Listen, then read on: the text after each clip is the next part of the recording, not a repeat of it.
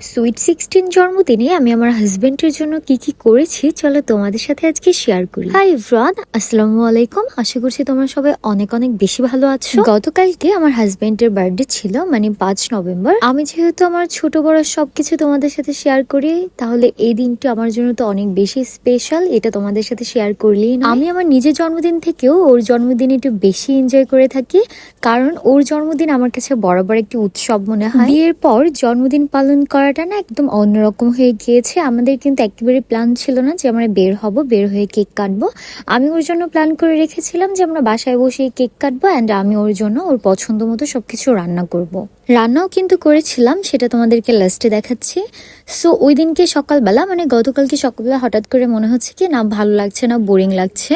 আমার যারা কাছের মানুষ ছিল, তো হঠাৎ করে তাদেরকে দুপুর দিকে আমি ফোন দিয়ে জানাই যে তোমরা রুফটপে চলে আসছো, এখানে বসে সানির জন্য কেক কাটবো। অ্যান্ড আমি আর সানি এখানে শুধু একা কেক কাটলে আমাদের অনেক বেশি খারাপ লাগতো, কারণ এই যে তোমরা ভিডিওতে মানুষগুলাকে দেখছো এরা কিন্তু আমার অনেক বেশি ক্লোজ। তারপরে যেহেতু হঠাৎ করে সবাইকে ফোন দেয়া, অনেককে তো জানাতেই পারিনি। যাদের জানিয়েছিলাম, এখানে যেমন মামা অনুপস্থিত ছিল, কারণ মামা ঢাকা ছিল। মামা থাকলে আরো অনেক বেশি মজা হতো। ইভেন তানজিন আপু বরিশালের বাইরে ছিল, যেহেতু হঠাৎ করে সবাইকে জানিয়েছিলাম, হয়তো আগে জানালে সবাই থাকতে পারতো।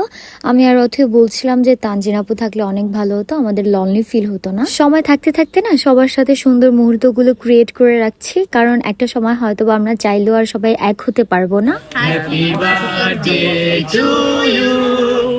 Happy birthday, dear Sunny. Happy birthday to you. Thank you. তুমি যাই খাবাই ফের খাওয়াছি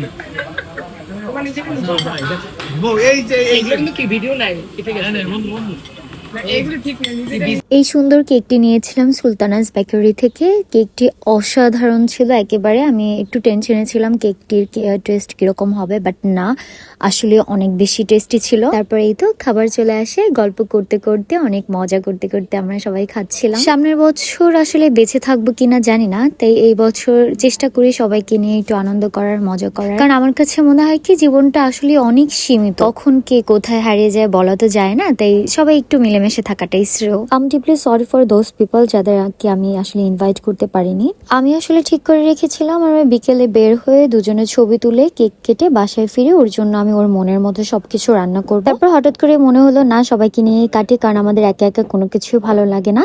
যার জন্য কিন্তু আমি আগের দিন রাতে ওর জন্য সবজি, চিকেন সবকিছু কেটে রেখেছি, কারণ আমি জানতাম আজকে বের হলে আমার ফিরতে লেট হবে, এরপর রান্না করতে করতে আরো লেট হবে। দ্যাটস ওয়াই আমি আগের দিন রাতেই সবকিছু প্রিপেয়ার করে রেখেছিলাম। এই দিনটি যেন প্রতি বছর ঠিক এইভাবে ফিরে আসে, আর আমরা যেন সবাই মিলে এরকম ভাবে অনেক মজা করতে পারি। সবাইকে বিদায় দিয়ে সানি চলে গিয়েছিল সজল ভাইয়ের সাথে, আর আমি বাসায় এসে fried rice, chilli chicken, peri peri chicken vegetable রান্না করেছিলাম ওর জন্য। তোমাদের কাছে আমার এই ভিডিও যদি ভালো লেগে থাকে অবশ্যই আমাকে কমেন্ট করে জানিও। তোমরা ভালো থেকো, সুস্থ থেকো, আল্লাহ হাফিজ।